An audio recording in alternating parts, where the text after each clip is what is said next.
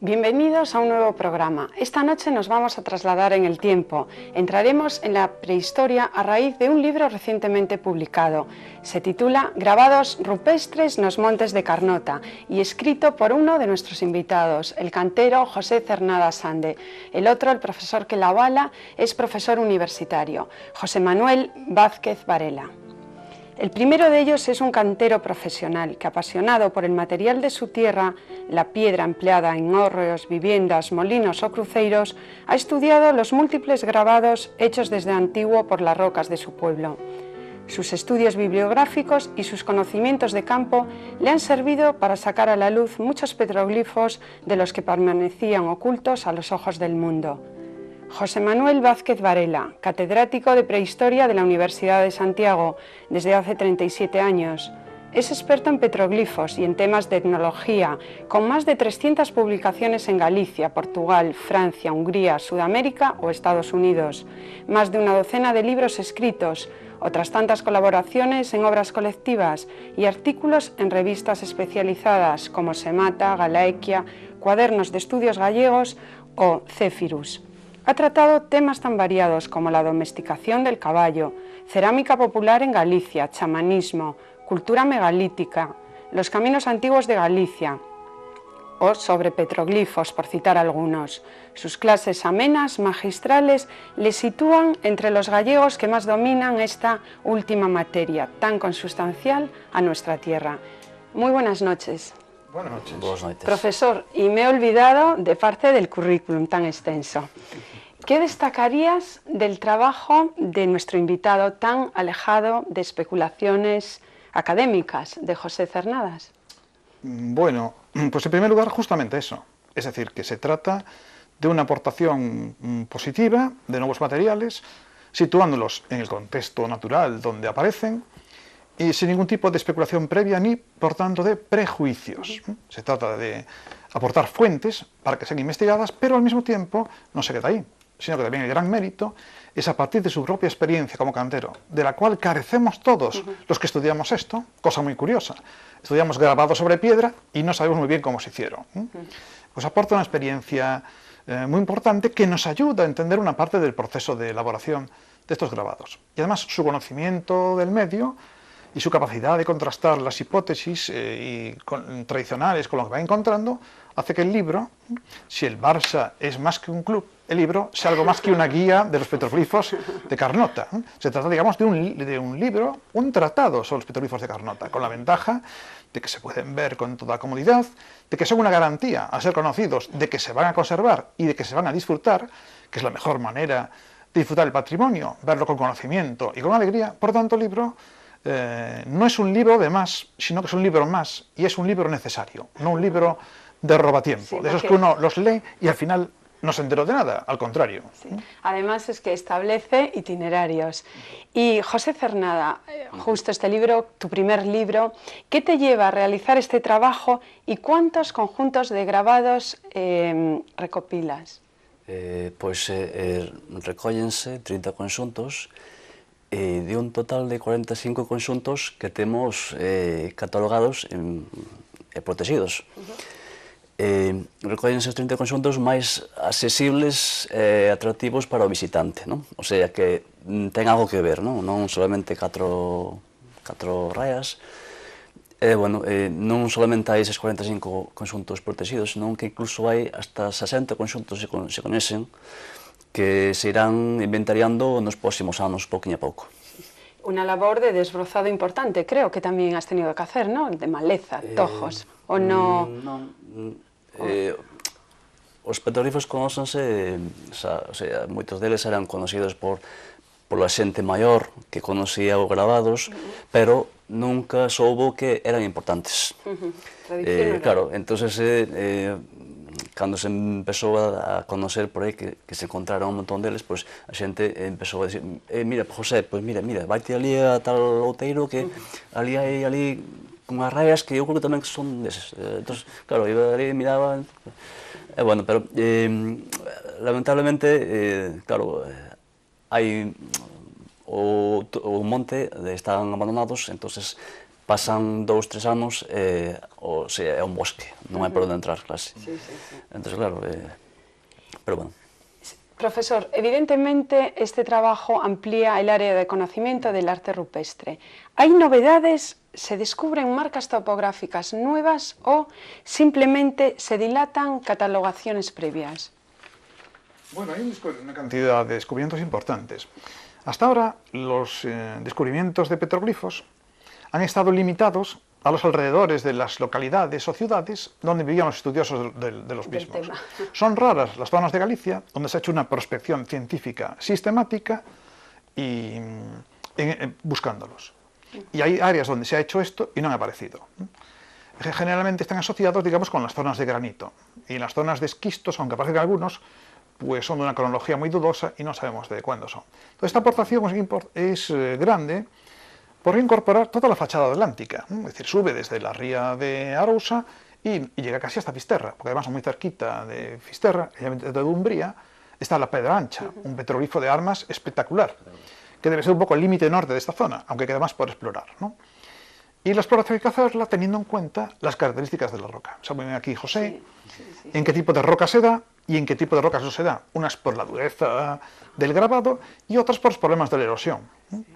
O sea que es la aportación de una nueva geografía, que es muy interesante, porque nos sitúa en un medio ambiente muy concreto, y por otro lado, hay la aparición de nuevos tipos de petroglifos que hasta ahora no se conocían, y algunos de ellos singulares que enriquecen el panorama y las posibilidades de interpretar la función y significado que tenía. Has hecho además un itinerario que me parece que va por los 18 kilómetros, ¿no?, de recorrido. Sí, algo así, sobre 18 kilómetros por pistas forestales. Entonces, sería un itinerario en vehículo, ¿no?, por pistas forestales, se iría parando nos diferentes puntos señalados, se aparcaría o coche, se iría a pé, pero distancias cortas, 200 metros, 300, menos. Y este itinerario de educación social quizá es un poquito para equipararse a otros contextos europeos en que realmente sí que están declarados los petroglifos Patrimonio de la Humanidad. Sí, eso vémoslo, bueno, todos sabemos que os petroglifos de aquí non o valoramos, non? Unha especie de círculo vicioso, non? A sociedade non valora os petroglifos porque ninguén lle dixo que eran importantes.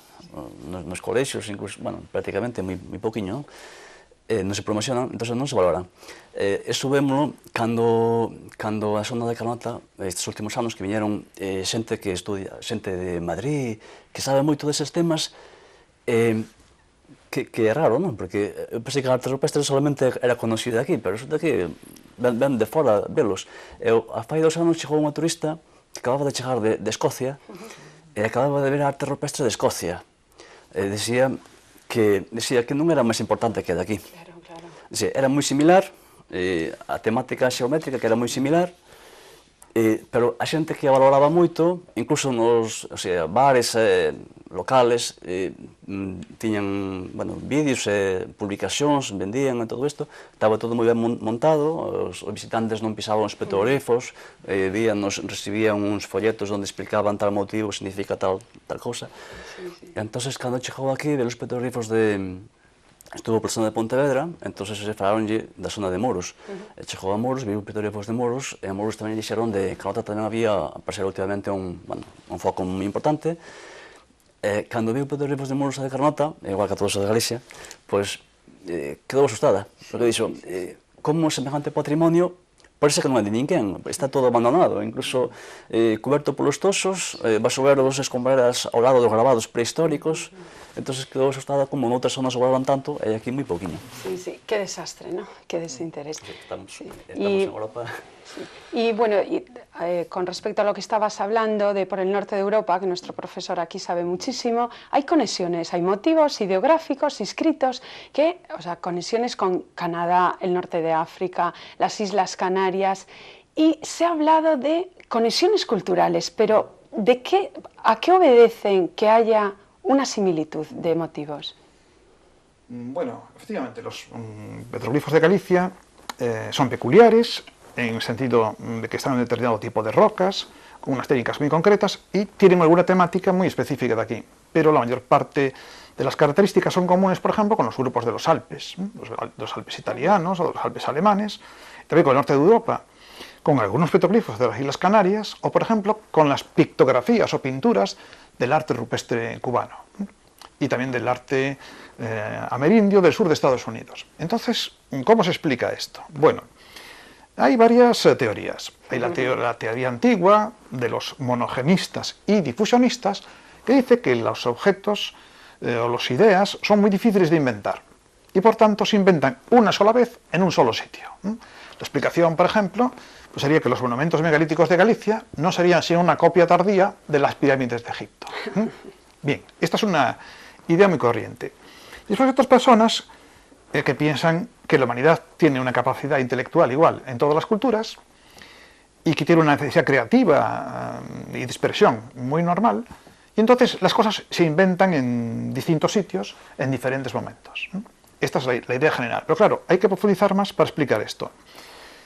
La semejanza de los petroglifos entre Galicia y Canarias y tal, se viene hablando de las navegaciones atlánticas durante la Edad del Bronce. Entonces, por ejemplo, esas semejanzas plantearían que había grupos de gente que subirían y bajarían.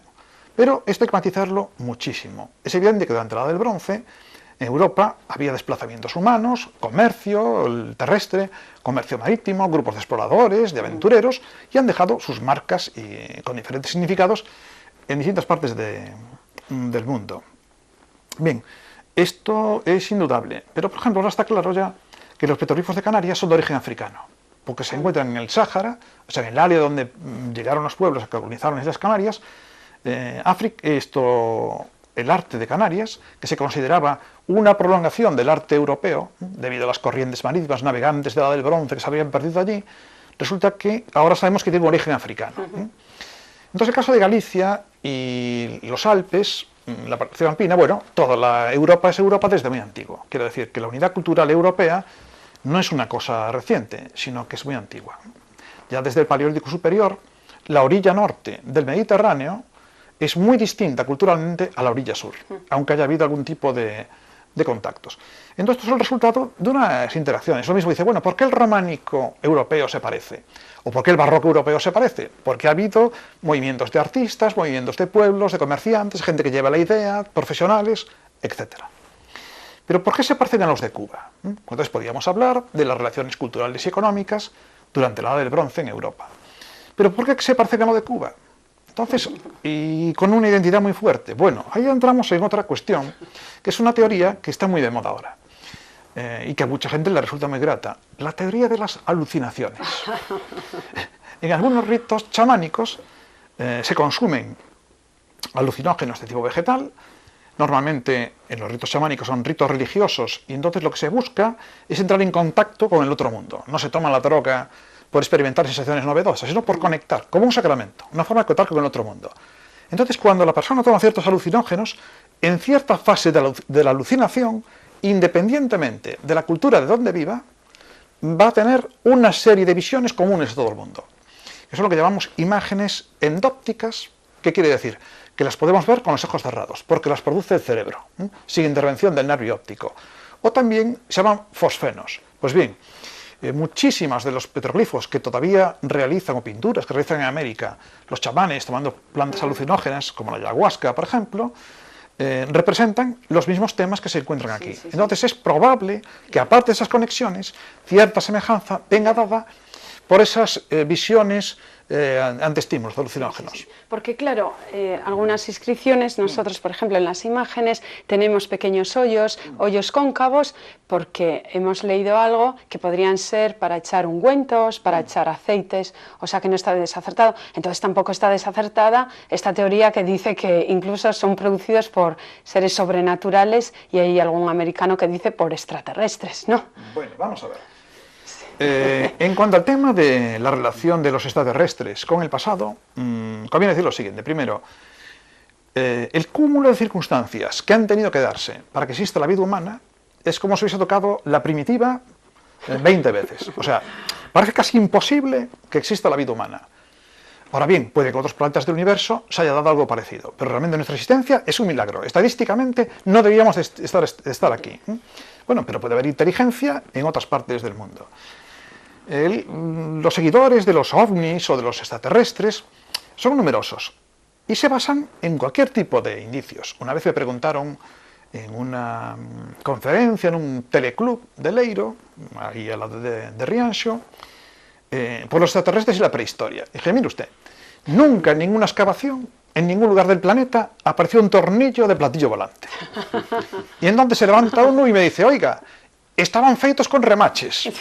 Y entonces ahí dije, bueno, pues ni con remaches. Y tuve que remacharlo del remache. Porque, claro, así. Bueno, hay, José, si las piedras hablasen, ¿no? Porque las lajas de Puerta Ventosa y de Fornalla, tengo entendido que ha sido, o sea, un desecho humano, lo que han pasado camiones, han posado todo tipo de artilugios, ¿no? Incluso maderos. Cuéntanos un poquito. Sí, hai varios conxuntos que, bueno, que levan anos aí sometidos ao peligro, non? Entonces, claro, de momento, ninguén tratou de protexelos. Temos unha laxe, que é unha laxe que está inventariada no 2004, está no medio dunha pista forestal, os coches poden pasar por encima dela sin darse de conta, ou se se dan de conta, bueno, pois non conocen a importancia que ten esta laxe. Bueno, de cada vez que se amaña a pista, como pasou fai pouco tempo, pois meten por encima máquinas de obras, estropeando, xa ten as súas huellas, e cada vez que lle tocan, pois van deixando unha huella máis. O sea, pensa como se foran grabando máis fotógrafos. E depois hai os traballos forestales, hai tamén varios conxuntos que están, o sea, están en zonas que, cando se fan os traballos forestales, pois, ande que levan varios anos como Vic, é unha pena que non se respeta o Vic. Sí, Vic, bien de interés cultural, hai que explicar al espectador. Entón, hai varios conxuntos que, cando desbrozan o monte, pois as desbrozadoras pasan por encima da laxe como se non houvese nada. Entón, claro, o que fan, pode ser a casualidade que non lle fajan nada, pero normalmente deixan as marcas das cadenas. O sea que desde aquí, profesor, un tirón de orejas, una llamada de atención a las autoridades, ¿no? Bueno, vamos a ver, el problema de los... si el problema de los petroglifos fuese un problema, habría que tirar de las orejas, pero es que yo creo que más que un problema es un síntoma de la situación global del país. Este es un país organizadamente desorganizado. Hay varias personas que creen en una especie de conjura universal donde un cerebro poderoso ha desorganizado el país para que sea así. No, yo creo que es la dinámica del enfrentamiento entre diferentes intereses limitados la que tiene el país así. Entonces, el mismo problema que tenemos con los petroglifos, pues los tenemos con el campo de la sanidad, con el campo del urbanismo, con el campo de la contaminación, etcétera, etcétera. Entonces, lo que hace falta no es que haya una legislación, una protección especial del petroglifo, es arreglar básicamente lo que debe de ser la estructura de una comunidad democrática y civilizada. El día que eso funcione, el petroglifo será un objeto de contemplación estética, de detenimiento, de riqueza, de identidad, etcétera. Entonces, creo que preocuparse sobre los petroglifos sería poner un parche. Lo que hay que hacer es ir más abajo y hacer una estructura social donde esto sea un bien disfrutable y al alcance de todo el mundo, y no una patata caliente de que encima tenemos que invertir recursos en conservar estas piedras que poca gente valora y quedan muy poquitos votos. Entonces... Unha boa solución a corto plazo, non? Porque todos sabemos que a largo plazo pois seguir na escola, non? Pois enseñando aos nenos de pequenos o importante que é o patrimonio. Pois unha boa solución a corto plazo pois sería, penso eu, que os consellos de comunidade de montes estuveran máis interesados en protexer o seu patrimonio, porque son os que están máis vendo todos os días, están máis ao lado, non? Desde unha oficina, quero dicir, o sea, desde patrimonio, estás en unha oficina, entón non se pode controlar todo canto vai. Sí, porque... Penso. Y porque, claro, pasan cosas, por ejemplo, con los incendios, ¿no? Cuando se destruyen, o sea, el incendio, ¿de qué manera afecta el petroglifo? Me parece que ya es irreversible ya, ¿o hay...? Depende del grado de alteración. Pero habría que matizar una cosa. Hay un proyecto de la Xunta de desarrollar, digamos, como una especie de parques temáticos de cuestiones importantes. Entonces, en Campo Lameiro se está haciendo un parque temático. Limpieza, catalogación, señalización y un museo dedicado, digamos, a recibir a los visitantes y a dar unas nociones generales sobre los petroglifos. Pero claro, Campo Lameiro hoy en día es una pequeña parte de lo que hay en Galicia. En su época era todo lo que había. y hay una pequeña parte. Entonces, y el problema de los incendios, pues bueno, pues están todos relacionados. El mismo problema del incendio, del petroglifo, es todo, forma parte de la misma cuestión. De todas maneras... Pero los deterioran, sí, los deterioran irreversiblemente según la temperatura. ¿Por qué? Porque el calor deshidrata, digamos, la roca, y a partir de los 400 grados se rompe unas placas llamadas termoclastos, y son como grandes escamas, y es como una lepra que se va extendiendo por la roca. Solución, hacer una roza alrededor de la roca, garantizando que no va a llegar el fuego allí. Y esto con rozar 1 o 2 veces al año era suficiente. Pero Galicia tiene muchísimo patrimonio, y lo tiene aisladísimo. Entonces, el control de esto, la inteligencia está en saber convertir esta dificultad en una ventaja. Además me parecen, profesor, nuestros grabados, ¿no? Porque me parece que hay motivos, por ejemplo, un motivo característico es el motivo circular, ¿no? Con ondas. Y creo que en Galicia, laberintos y estos motivos circulares, creo que hasta hay 18, me parece que son de los más completos que hay en Europa, ¿no? En la zona más bien de Pontevedra. Sí, abundan ese tipo de laberintos.